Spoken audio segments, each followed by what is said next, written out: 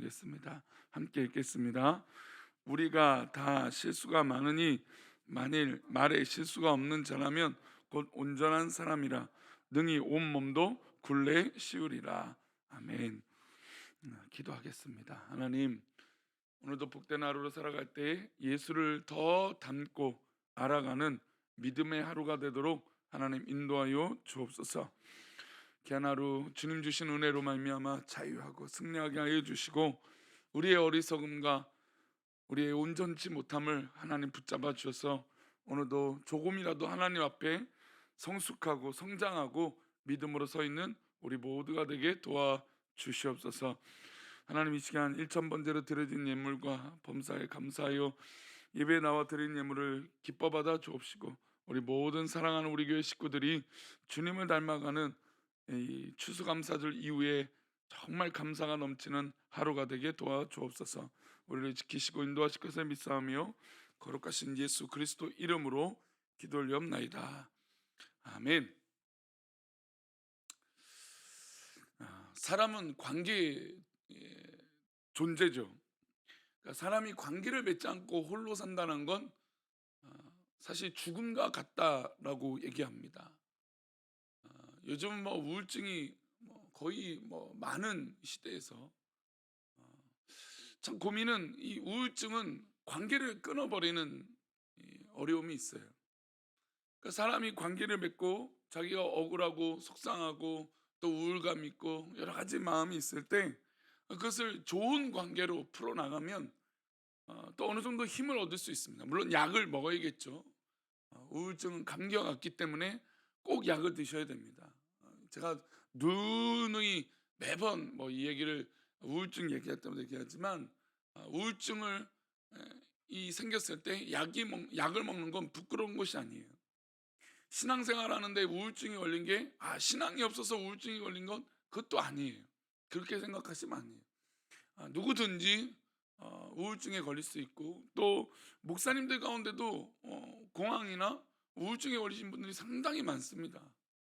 어, 이전에 동학교회 김희태 목사님도 한때 우울증에 걸리신 적이 있다라고 얘기를 하시더라고요. 그러니까 이 성경에 보면 공허함이죠. 어, 그런 공허함에 빠졌을 때 그것을 해결하는 건 약의 힘을, 좋은 약들이 많으니까 약의 힘을 비르는 건 나쁜 것은 아닙니다. 근데 어쨌든 이 관계가, 인간은 관계를 맺으면서 살아야 되는데 우울증에 걸리면 이 관계를 끊어버리게 된단 말이죠. 그래서 내가 좀 우울감이 있을 때, 어려운 마음이 들었을 때 정말 이 나의 마음을 표현하고 또 솔직하게 내 생각을 얘기하는 건 굉장히 큰 도움이 됩니다. 물론 이 말을 표현한다고 해서 또 쉽게 해결되지 않는 것이 또 우울증이기도 하지만, 그러나 어쨌든 인간이 이 관계를 통해서 문제들을 풀어가는 건 사실이기 때문입니다. 그리고 근데 이 관계에서 가장 중요한 건 뭘까요? 바로 말이죠, 말. 언어예요, 언어. 언어를 통해서 관계를 맺고 의사소통을 합니다. 그런데 인간이 사용하는 말은 어떤 것이냐면 양날의 칼과 같아요. 양날의 검이라 할 수 있어요. 잘 사용하면 선한 도구가 됩니다. 그러나 잘못 사용하면 소통하는 데 방해가 되고, 또 때로는 상처를 주고 돌이킬 수 없는 강을 건너는 것이 바로 말인 것이죠. 교회 안에서 예외가 있을까요? 사실 교회 안에서도 이것은 문제가 됩니다. 많은 사람들이 교회 안에서 상처를 받았다고 하는 것은 결국 다른 게 아니라 이 말 때문이죠. 말이 말을 낳고 말이 그 영혼을 후벼 파고, 또 때로는 그 말로 인해서 믿음을 잃었다라고 하는 이 과감한 표현들을 합니다. 사실 진짜 믿음이 있다면 말에 넘어지거나 시험에 들지는 않아요. 사실은 그래요. 겉에 신앙이 있으니까 진짜 어떤 그런 믿음이 하나님 앞에 붙들리지 않으니까 그 말에 휘둘리게 되는 것이죠. 말은 사용하는 사람이나 내뱉는 사람이나 듣는 사람 모두 다 조심하고 어려운 것이 바로 말입니다. 성경은 가끔 굉장히 직설적인 표현들을 하는 경우들이 있어요. 예수님처럼 사역하시다가 사랑으로 덮어주고 이해해 주시는 면도 있지만, 예수님도 직접적으로 바리새인들과 서기관들을 향하여 정말 때로는 심한 욕을 하시면서 그들이 바로 서지 않았다라고 이야기를 하신 경우도 있어요. 오늘 야고보의 말씀은 우리가 잘 알다시피 야고보서는 행함의 언어인데, 장인데, 그 행함에서 특별히 말에 대해선 굉장히 직설적으로 얘기를 합니다. 그리고 조심하라고 얘기하고 있어요. 우리 2절 말씀을 다시 한번 보겠습니다. 2절입니다. 함께 읽겠습니다. 시작. 우리가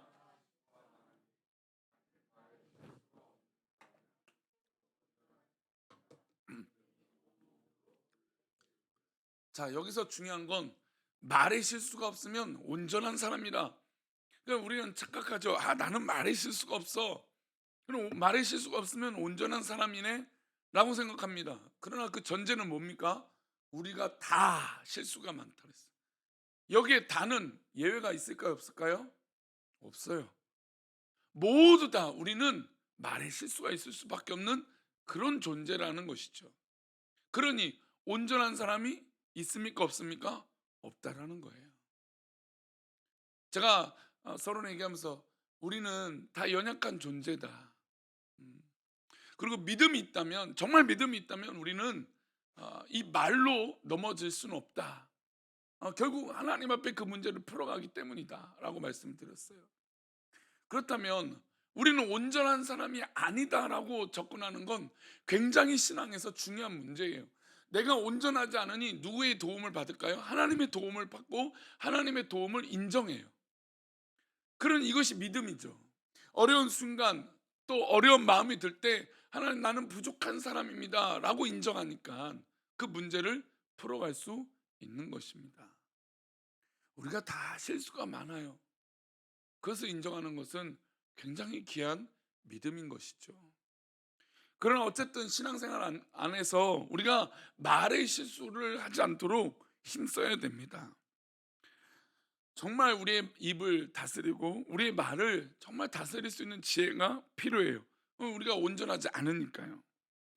상대방에게 상처가 될 수 있는 이것을 우리가 꼭 기억해야 돼요. 내가 하는 이 말이 아무리 내가 맞고 옳다고 해도 그 말은 상처가 될 수 있다는 것이죠. 우리 3절 말씀입니다. 3절 말씀 함께 보겠습니다. 시작. 우리가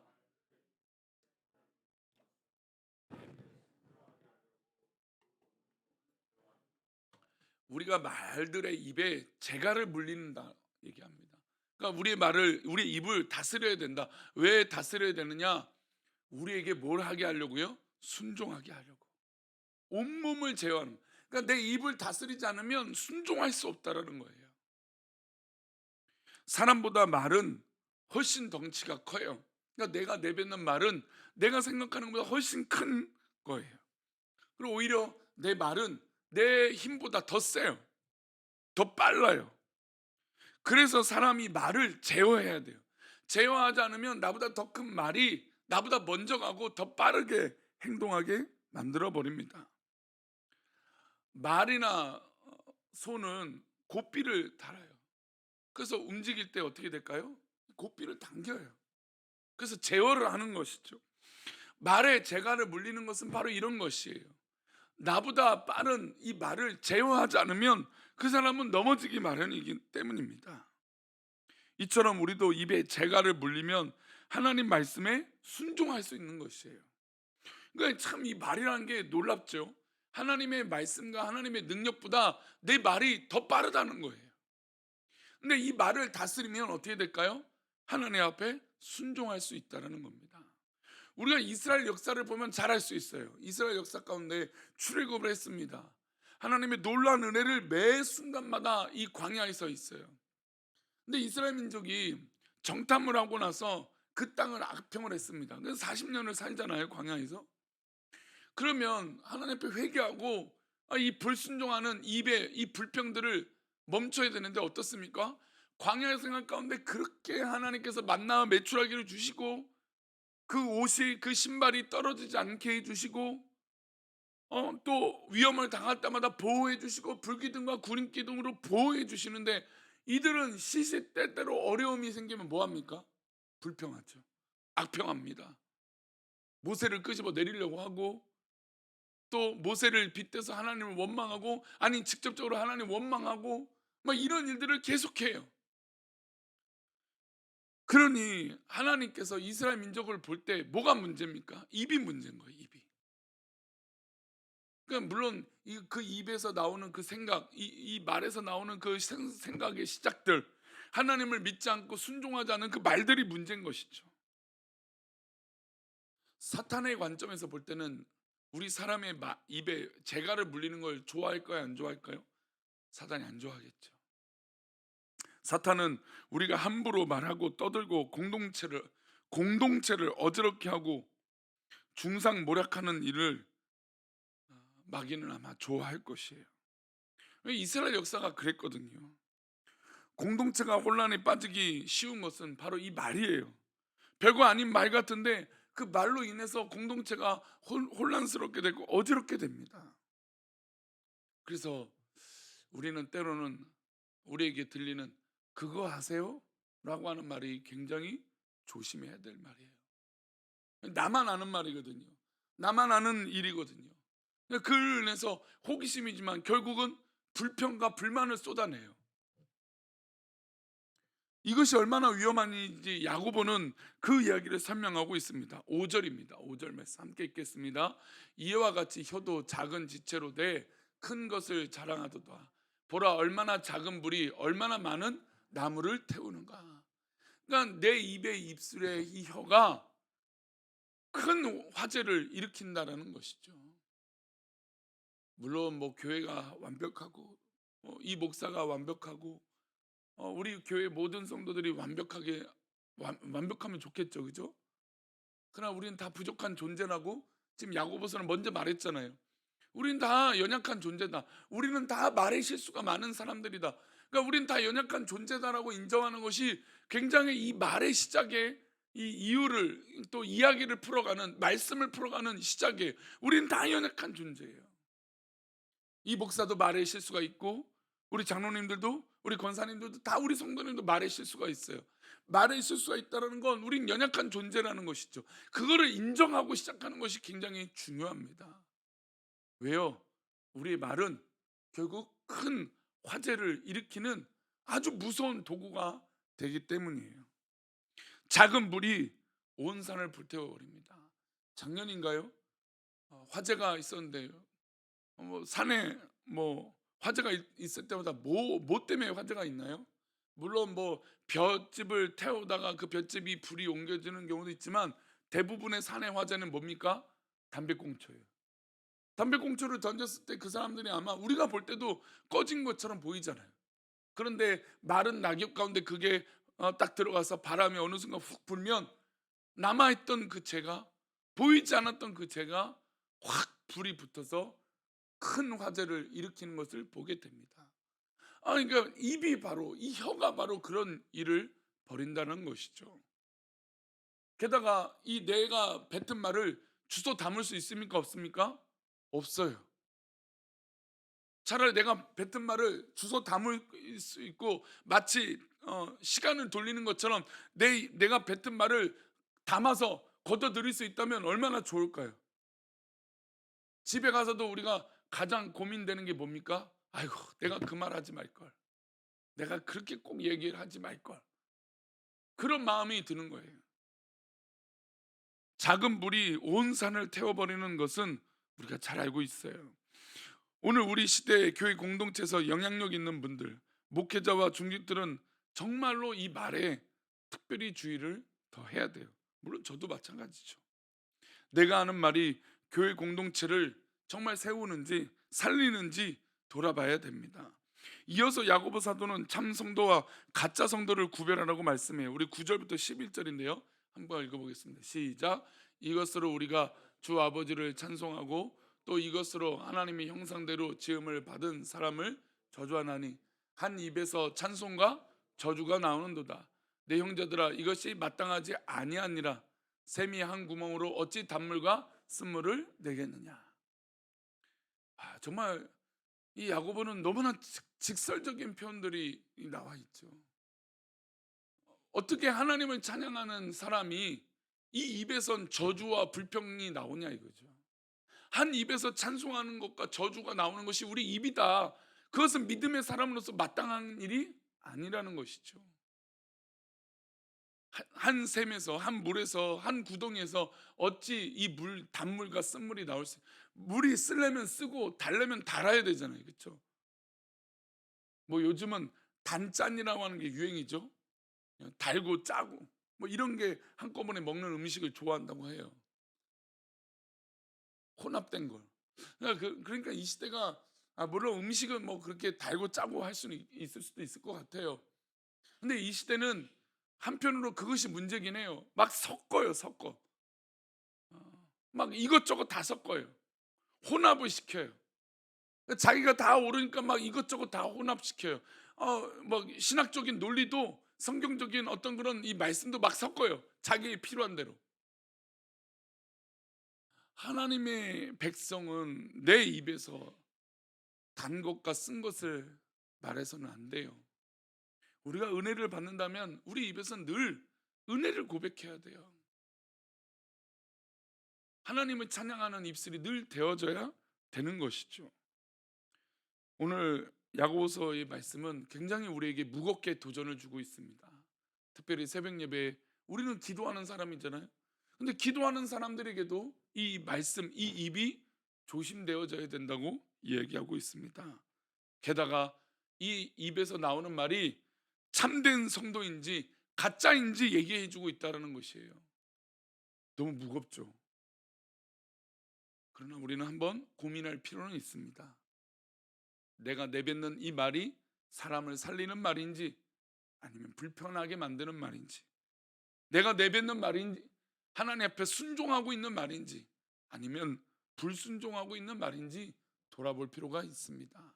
오늘 하루도 누구를 만나든지 내가 내뱉는 말로 사람을 살리고, 또 우리가 감사절을 보냈잖아요. 참 감사절 보내고 이 말씀을 나누니까 또 새롭습니다. 감사는 어떻습니까? 하나님 앞에 믿음의 언어고 순종의 언어예요. 하나님의 깊은 놀라운 뜻을 깨닫는 언어입니다. 그렇다면 오늘 추수감사절을 보낸 우리가 우리 입에서 마땅히 나오는 것은 감사의 표현이요, 기쁨의 표현이요, 하나님의 역사를 믿는 그런 믿음의 말들이 나와 우리 공동체를 세우고 공동체를 이롭게 하는 귀한 우리의 입술의 고백이 되시기를 축원합니다. 기도하겠습니다. 하나님, 참으로 우리의 입을 다스리는 것이 쉽지 않은 일입니다. 그러나 우리가 믿음의 사람으로서, 기도하는 사람으로서 한 번 더 고민하길 원합니다. 우리의 입을 다스리고 하나님 주신 이 말씀에 순종해서 이 입을 다스려 하나님의 영광의 자리에 있는 그런 나의 입이 되게 도와 주옵소서. 나의 입에서 기도하는 말이 나오게 해주시고, 나의 입에서 축복하는 말이 나오게 해주시고, 나의 입에서 하나님 앞에 감사하는 감사의 고백이 있게 하여 주옵소서. 우리 사랑하는 우리 교회 모든 성도들이 이렇게 성숙하고 성장하는 이 연말, 또 2022년을 보내는 기쁨의 언어와 말이 되도록 축복하여 주옵소서. 우리를 붙잡아 주시고 인도하실 것을 믿사오며 거룩하신 예수 그리스도 이름으로 기도 올리옵나이다. 아멘. 하늘에 계신 우리 아버지요,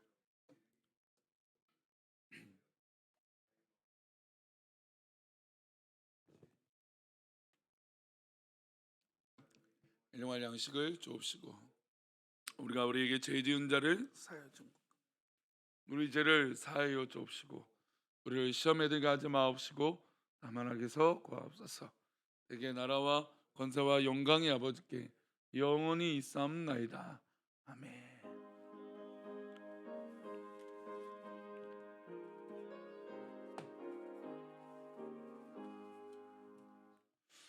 오늘도 말씀 기억하시면서 어디 있든지 하나님의 우리 입이 믿음으로 다스림 받는 그런 놀라운 믿음의 고백, 또 그런 뜨거운 기도하시다가 돌아가시도록 하겠습니다. 우리 다 같이 기도하겠습니다.